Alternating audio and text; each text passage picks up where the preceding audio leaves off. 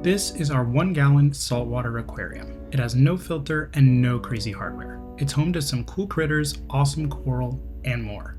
Today, we're going to show you how we built it. Welcome back to the channel. We've been on a mission to show everyone that saltwater reef tanks are not as scary or complicated as people make them sound. With a little bit of information, everyone can enjoy reefing. So let's go. For this build, we're using this 2-gallon glass bowl. We also need something to move the water around, so we'll use this small aquarium pump.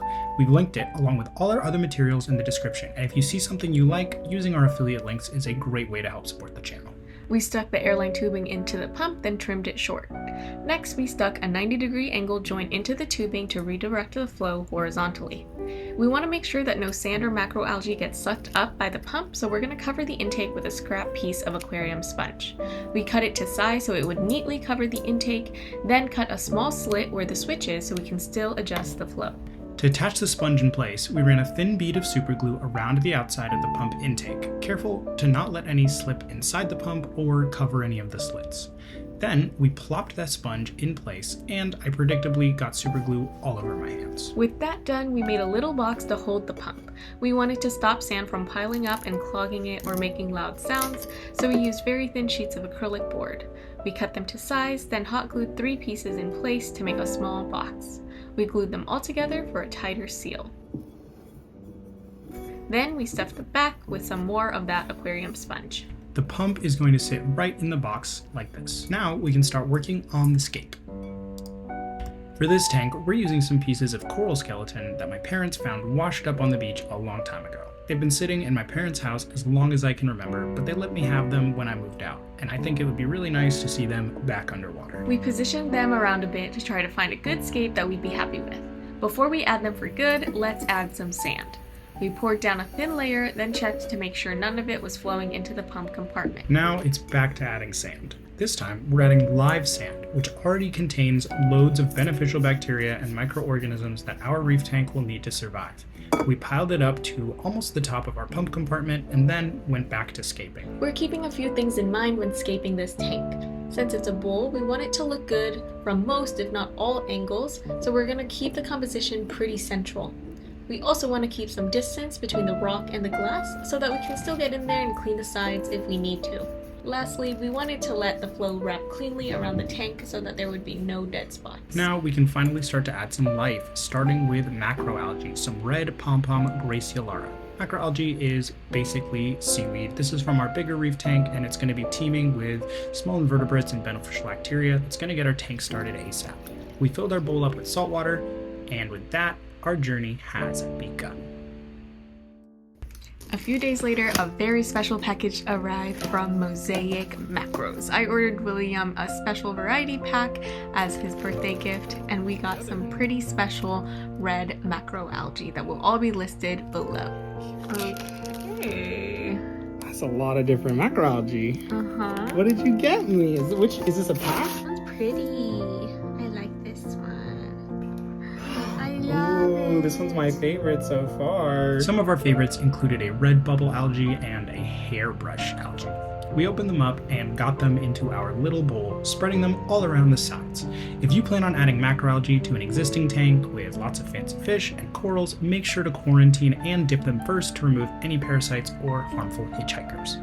Once we had all our macroalgae in place, we put our coral back in the center. Our tank is looking pretty good, but we have a long way to go before it is an awesome coral reef. After a few days, it's time to add in our very first inhabitants, a couple of bumblebee snails. We drip acclimated them to get them used to the water quality, then got them into the tank. Bumblebee snails are very pretty with these bright yellow stripes on their shells. They're also carnivores, so these guys will hunt after vermitid snails and other small, slow-moving or stationary life within the tank. That includes these little spiroid worms that have been growing all over our rocks and glass. Next up, we added our very first coral, pulsing xenia. We took these cuttings from our main tank. Pulsing xenia is a beautiful coral known for its very unique movement. It's very hardy and fast-growing. It is also hated by many reefers because of its tendency to take over a tank and be impossible to eradicate. But we think it's going to be the perfect addition to our bowl. We also added a small frag of Zoanthid coral taken from our main tank.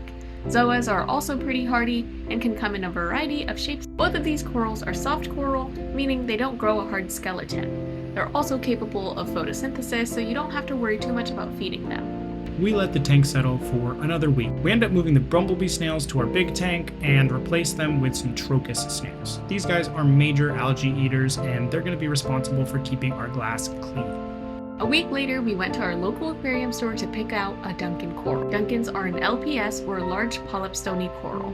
These guys use minerals like calcium and magnesium to construct a hard skeleton, which makes them a bit more challenging to keep in a tiny tank since they might upset the mineral balance over time.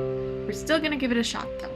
After drip acclimating, we got our coral in and moved it around until we found a spot we liked, over here on this ledge on the right. And with that, we sat back and let everything grow. Look at the difference a few weeks makes. Ready? And now. You can really see that the xenia has grown and the Duncan opened up a lot. The snails have been working hard to keep everything clean, and we have some surprise critters that we've never seen before, like this guy. This is a hydroid. They are very similar to jellyfish. Larger ones can be a big aquarium pest, but I think these smaller ones are harmless, and normally they just get eaten by your fish. The tank is growing in pretty well, but the amphipods and other small critters have been nibbling away at our macroalgae. We wanted to get in a second batch so that the rate of seaweed growth is faster than the scuds can eat them. So, while we add in some more macroalgae, we're going to talk to you guys a bit about why it's so important and the basics of keeping a reef tank like this one. Any kind of aquarium relies on something called the nitrogen cycle. To simplify it, the breakdown of excess nutrients or waste produces toxic compounds like ammonia and nitrates. In an aquarium, these can build up in the water to potentially deadly levels for your fish and corals. The excess nutrients could come from overfeeding, dead plants, or animal waste, like their poop. So, how do we get these toxic chemicals out? Well, a few ways.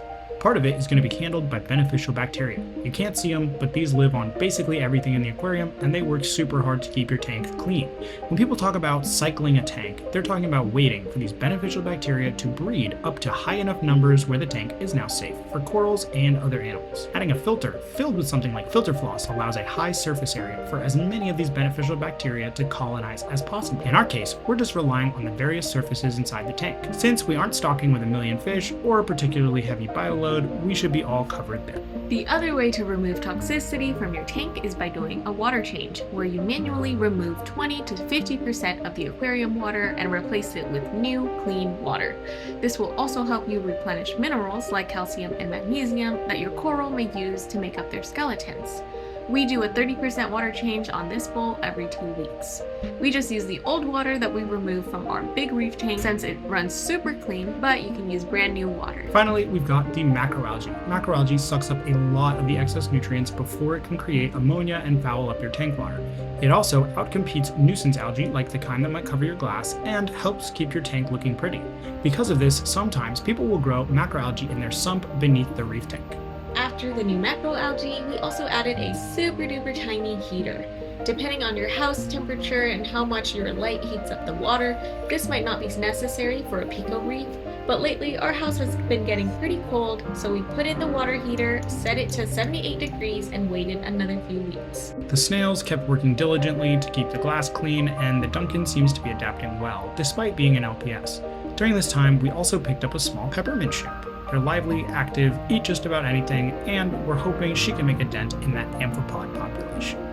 Okay, 2 weeks later, and let's see how that tank is doing and do a little bit of maintenance. We're super happy with how the tank is looking and coming together. We think it looks really awesome. The xenia is growing like crazy as expected, so much that it's covering some of our zoas. The whole tank now has this greenish brown color from the algae, so let's take care of that first. We used an old toothbrush to scrub all the algae off the front glass. Normally we like to use a razor scraper, but that doesn't really work in round bowls. This is super satisfying, but it can release a lot of loose algae into the water, so we usually do this right before a water change. Since that xenia is a bit overgrown, we're going to chop it back. Since xenia is a soft coral, you can slice through it with a sharp pair of scissors or a razor blade. New xenia will grow from where you cut it, and you can give those fragments you cut to other reefers or use them in other tanks. There was a bit of green bubble algae, but we went in and pulled it out with tweezers. Now it's time to give our coral a little treat. We're going to feed the tank with just a light dusting of reef roids. This is just concentrated coral food, and it's definitely not necessary for any of these corals, but it is really fun to watch them eat. The Duncan curls up to shove as much food in its mouth as possible and then slowly uncurls. The peppermint shrimp smells something delicious, so she got a bit jealous. She can be pretty shy, but we can always lure her out with a food pellet. We try not to overfeed her though, because we want to train her to be a vicious predator and hunt all the amphipods she can get her hands on. So far, we've seen her go after them, but only rarely catch them. While we're over here though, look at how much those zoas have grown. They're really spreading over this coral skeleton and bringing it back to life. Okay guys, 2 months after we first started, we would like to unveil our miniature tide pool.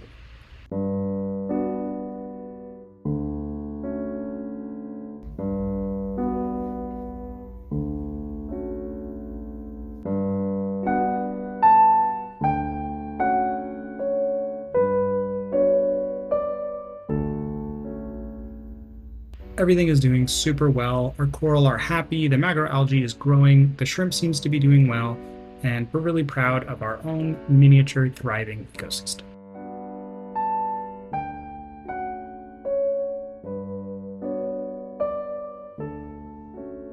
The Duncan is even growing 2 new heads, but the amphipods have been nibbling at the macroalgae non-stop and they've made a serious dent. Our peppermint shrimp is doing her best. She doesn't seem to be the most adept hunter. So let us know if you guys have any ideas on how to keep these scuds under control.